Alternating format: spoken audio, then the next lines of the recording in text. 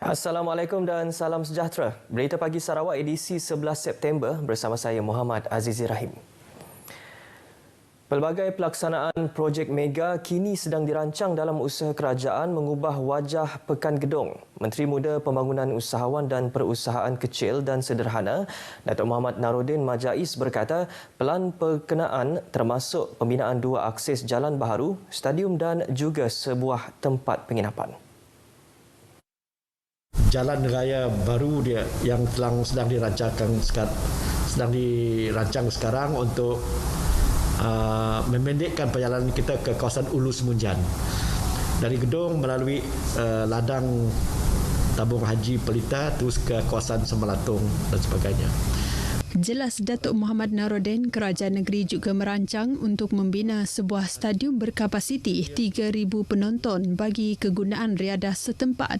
Ditemui pemberita RTM di Kuching, dedah beliau lagi sebuah hotel dengan ketinggian 9 tingkat juga dalam perancangan untuk dibina di Pekan Terbabit. Katanya hotel berkapasiti 100 bilik itu bagi menampung penginapan pengunjung. Jelasnya lagi pelaksanaan projek mega di kawasan itu menanti pengunjung yang sekian lama terbatas pergerakan akibat penularan COVID-19 yang kini memasuki fasa endemik.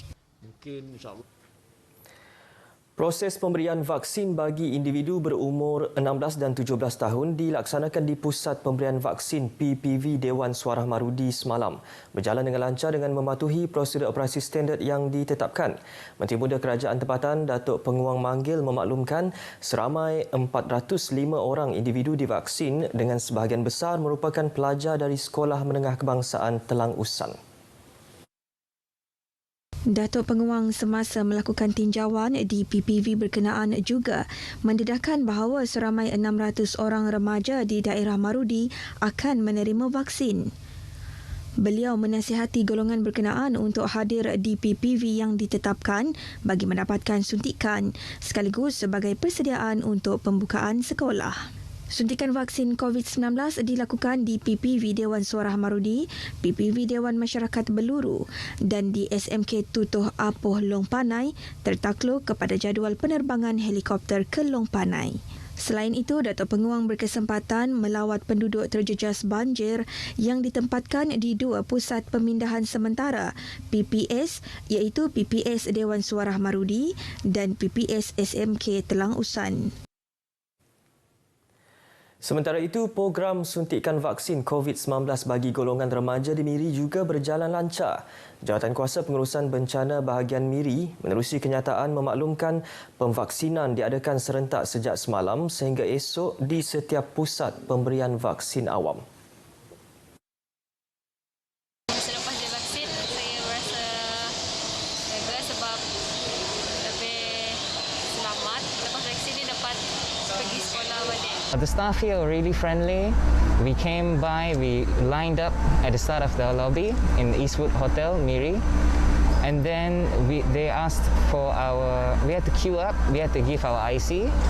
And then there were multiple forms where you had to sit down, sign multiple forms like this. The parents had to sign this borang akuan form. Setakat ni saya tak ada rasa kesan sampingan, semua okey saja. Perjalanan untuk ambil vaksin sangat lancar. Semua orang yang tolong di sini sangat baik.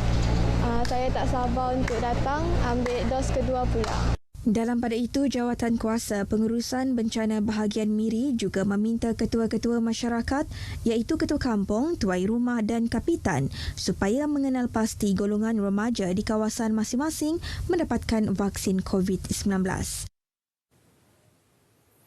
Jumlah kes jangkitan COVID-19 di Sarawak masih mencatatkan 4 angka dengan 3,734 kes baharu dilaporkan semalam. Jawatankuasa Pengurusan Bencana Negeri JPBN menerusi kenyataan media memaklumkan daripada jumlah tersebut 3,726 merupakan kategori 1 dan 2, manakala 8 kes adalah kategori 3, 4 dan 5.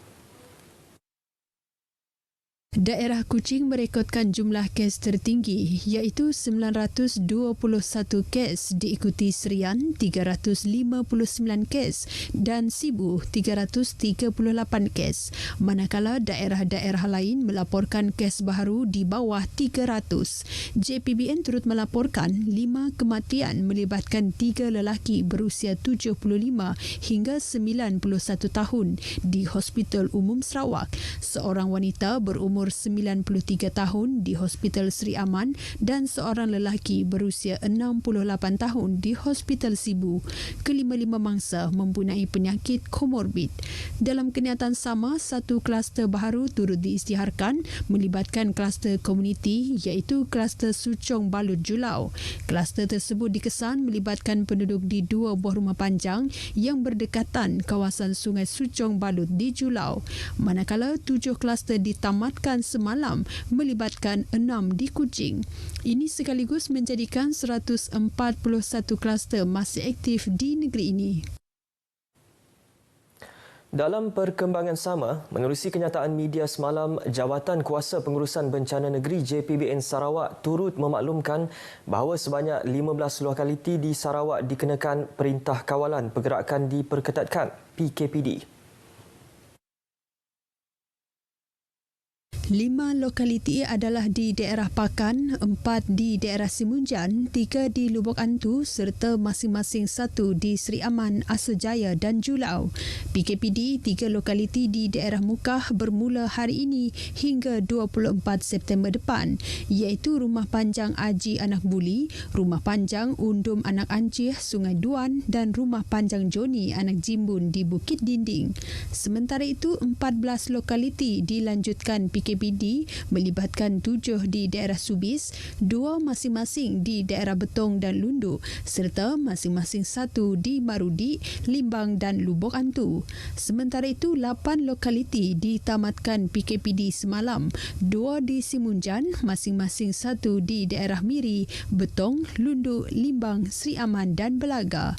Selain itu, 3 lokaliti PKPD ditamatkan hari ini melibatkan Rumah Aron Anak Libang, Sungai Sebatok, Skim Rancangan Sepupuk Nia di Subis, Sarimas 1, Estate Sawailand Distrik, Jalan Miri Bintulu di Subis dan Rumah Kilat Sungai Engkabang Tugong di daerah Pakan. Polis daerah Kuching berjaya menumpas kegiatan samun bersenjata berikutan penahanan seorang lelaki di Jalan Nanas Barat pada Khamis lalu. Ketua Polis daerah Kuching, Assistant Commissioner Ashman Bajah dalam kenyataan medianya hari ini memaklumkan tangkapan terhadap suspek berusia 31 tahun tersebut dilakukan susulan aduan seorang warga emas yang telah diragut oleh 2 lelaki pada sebelah pagi hari yang sama ketika berjalan seorang diri di Jalan Sungai Maung Kiri. Menurut Asisten Komisioner Ashmon lagi, daripada semakan rekod jenayah, mendapati suspek mempunyai 9 rekod jenayah lampau, iaitu jenayah kekerasan, jenayah harta benda dan dadah. Beliau menambah kes tersebut disiasat di bawah Seksyen 395 Palang 397 Kanun Keseksaan, iaitu samun berkumpulan tanpa senjata api yang membawa hukuman penjara maksimum 20 tahun serta boleh dikenakan sebatan. Dalam pada itu, ketika kejadian, mangsa berusia 70 tahun itu mengalami kecederaan di tangan dan kaki akibat bergelut dengan salah seorang suspek. Mangsa mendapat rawatan pesakit luar di Hospital Umum Sarawak. Bahagian Siasatan Jenayah Narkotik Ibu Pejabat Polis Daerah IPD Bintulu berjaya menumpaskan sindiket pengedaran dadah jenis syabu di kawasan Simpang Bakun Bintulu, khususnya di kawasan ladang kelapa sawit yang berdekatan pada Rabu lalu. Ketua Polis Daerah Bintulu, Superintendent Zulkifli Suhaili memberitahu serbuan ke atas sebuah rumah tidak bernombor di Batu 32 Jalan Bintulu Miri telah menahan 2 lelaki dipercayai sebagai pengedar dadah di kawasan terbabit. Superintendent Zulkifli juga menjelaskan hasil pemeriksaan terhadap sebuah beg sandang yang dijumpai pasukan polis menemukan 17 bungkusan plastik Lutsina dan 7 keratan tiub straw Lutsina dipercayai mengandungi dadah jenis metafetamin. Okey, pemeriksaan kita syaki dadah jenis metafetamin ataupun dikenali sebagai syabu, dan hasil daripada saringan awal kandungan lebih kurang dalam 72 gram. Nilai pasaran lebih kurang harga RM7,200.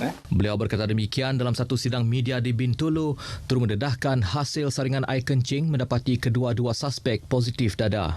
Dua lelaki terbabit yang dalam lingkungan usia 20-an itu juga dipercayai warga asing yang turut tidak mempunyai sebarang dokumen pengenalan dan perjalanan diri yang sah. Kes disiasat di bawah Seksyen 39B Akta Dadah Berbahaya 1952 dan Seksyen 15-1 Akta Dadah Berbahaya serta Seksyen 6-1 Akta Imigresen. Kedua-dua suspek direman selama 14 hari untuk siasatan lanjut dan akan didakwa di mahkamah setelah siasatan selesai.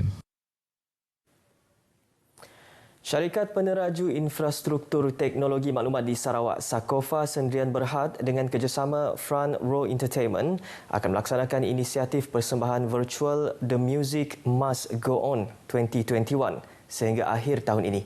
Ia adalah usaha membantu golongan seni muzik tempatan yang terjejas berikutan pandemik COVID-19.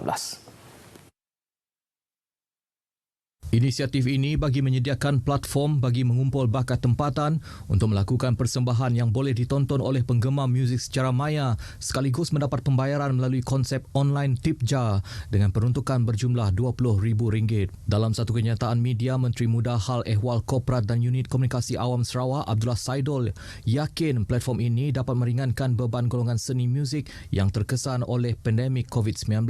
Abdullah Saidul turut menyaksikan penyampaian gimmick cek oleh pengarah pengurusan Sakofa Muhammad Zaid Zain kepada Baijuri Abdullah atau dikenali sebagai Cikgu Ben serta Muhammad Husaini Troki daripada kumpulan The Skeletons yang merupakan duta jenama platform tersebut. Persembahan virtual The Music Must Go On 2021 adalah terbuka kepada semua penggiat seni muzik tempatan yang berminat dan maklumat lanjut boleh dilayari di laman sesawang www.instagram.com/frontrow.asia. Sekian berita pagi Sarawak. Marilah kita terus berganding bahu memulihkan negara dengan mematuhi prosedur operasi standard yang ditetapkan. Lindung diri, lindung semua. Saya Muhammad Aziz Rahim. Sehingga berjumpa lagi. Assalamualaikum dan salam hormat.